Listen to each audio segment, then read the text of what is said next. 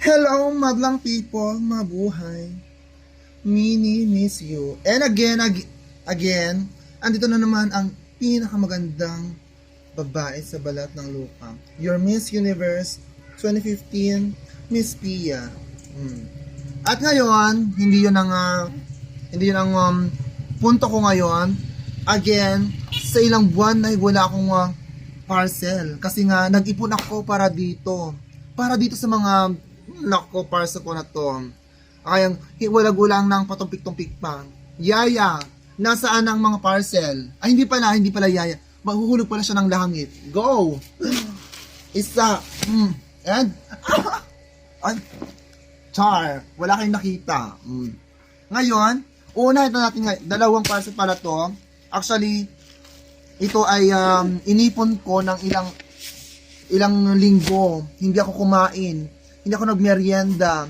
Kahit gutom na ako sa mga pinapakita ng mga ka-work ko dito, hindi ako kumain. Kasi nga, gusto ko lang makabili ng gusto kong damit. Diba? At ngayon, andito na siya.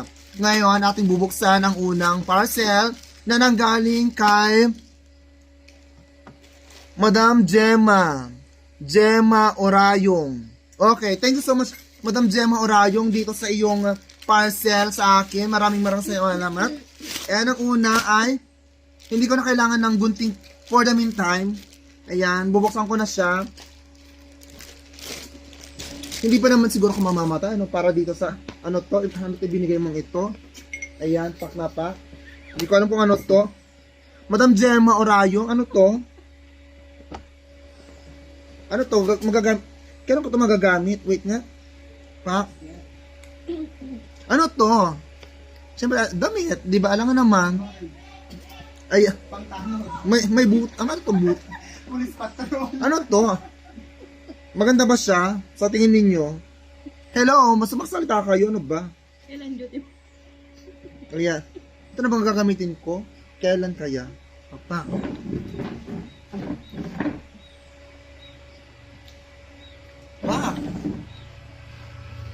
Ayan. So, in short, ganito siya. Pa. Saan ka nga dyan, girl? Pa. Diba? Kitang-kitang siko. Pa. Diba? So, para na ako dito mayordoma. Ngayon, ikaw, your Fritz. Anong masasabi mo? Siyempre, meron kang entry, alam ko yan. Pero for the meantime, ako muna. Huwag ako. Char lang. Yeah. Pero at least, 'di ba? Alam ko naman na may entry ka dito kaya itatag kita, don't worry. Pati si Lolo Jose, alam ko may entry din 'yan. Hindi lang nagsasalita pero Madam Gemma Oray, ano to? Ang dumi-dumi. Ano to? Ito ang bibigay mo sa akin? Ang dumi? Pero maganda siya, saktong-sakto sa akin to. Ayan. So, yun lang. Bye-bye. Joke lang. Pero, ayan. So, tapos ng una. Pangalawang parcel na tayo. Bago yan, bago natin ito ibuksan. Siyempre, isang paalala mula kay Miss Pia na maging maingat sa pagbubukas ng mga balota. Baka ka ma-impeach. Ayan, so Yaya, akin na. Saan nang, Yaya nasaan na? Saan hindi dito? Sige pa. Ayan. Magpakita ka nga Yaya para alam nila kung sino ka. Teka lang nga. Unahin natin si Yaya Wan. Wag ya, ano ba Yaya? Actually, ang dami-dami kong Yaya dito. Ang una sa listahan natin ay Yaya Wan. Di ba? Siyempre para naman makita niyo kung sino mga Yaya ko dito. Yaya 2. Yan. At ang kanilang pinakamataas na Yaya sa buong balat ng lupa. Ayan. Sige. Sige. Nakita niyo yan? Kita niyo yan? Ayan. So siya ang pinakamataas. May pinakamataas na katungkulan dito sa palasyo ko, ayan. At hindi lang yun, mayroon pa akong alaga. Asong mataba. Pero doon siya sa baba. Okay na tayo. Ayan. So ngayon, natin ang bubuksan ng parcel na to. Ito ay nanggaling kay Madam Jasmine. Jasmine Coricum. Ayan. Madam Jasmine Coricum, thank you so much sa parcel na to. Hindi ko alam kung paano kita pasasalamatan. Unang-una pa lang napakita na si Sunflower. Oh, di ba? Pa. Wala. Nagunting na siya. Ano ba 'yan? Hindi ka nag-iingat, Pia. Ano ba? Yeah, may free siya. Pero hindi ko ibibigay sa mga yaya ko. Ano sila?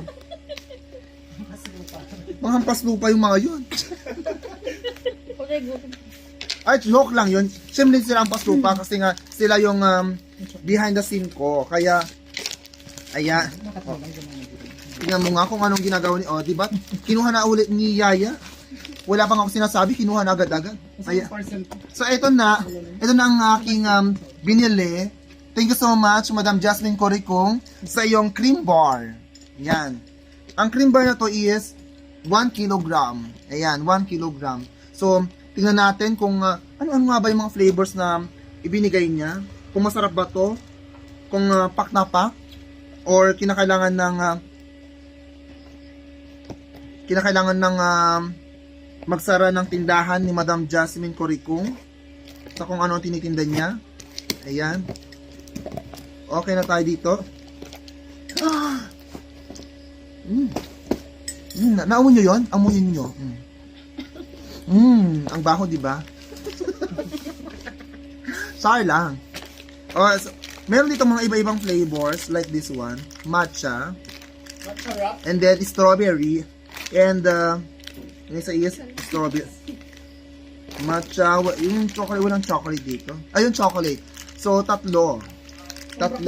Ayan, ngayon, wag kang kukuha dito isa. Atin munang, wag mo nang kumuha, ano ba?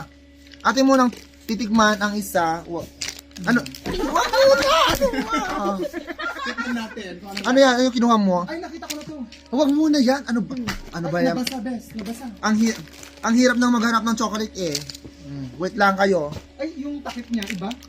Kahit parehas, iba yung... Ngayon, unahin natin ang matcha. Masarap. Magaling.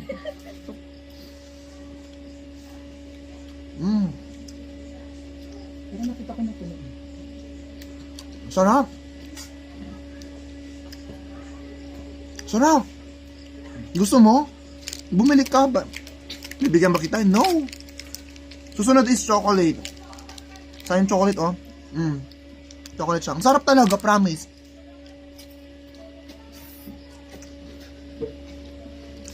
Sarap. Anong masabi?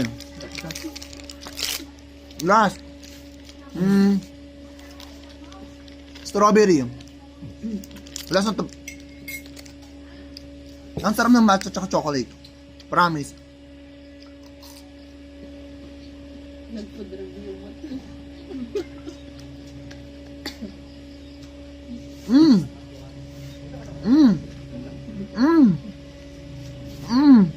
Ano niya? Tubig! Tubig! Steven! Tubig! Tubig! Ang sarap. Ang sarap talaga, promise. Ang dami, ang sarap talaga. At ang dami-dami, alam nyo ba? Nakalimutan ko yaya, no? Ang dami-dami talaga, promise. Oh, isang karton siya. Ayun. Ang sarap, promise. Kung gusto niyo malaman kung saan ko ito binili, isi-send ko sa inyo ang link. 100 Gcash, Sarap talaga, promise. Kung, Madam Jasmine Coricong, thank you so much. Ang sarap talaga ng product mo. Sana next time merong ibang flavor. Diba yan? Pero ang sarap talaga. Ayan. Pero hindi sa inyo, para sa inyo to, ha? Kung sino man ang makakapanood ng mga videos ko na to, or ng video na to, hindi para sa inyo to. Kaya huwag kayong assuming, ha? Filingera kayo. Ayan. So, yun lang. Pero promise, ang sarap-sarap talaga. Wala akong masabi. Highly recommended siya. Sarap. Parang gusto ko pa. Gusto kong ubusin ngayon to.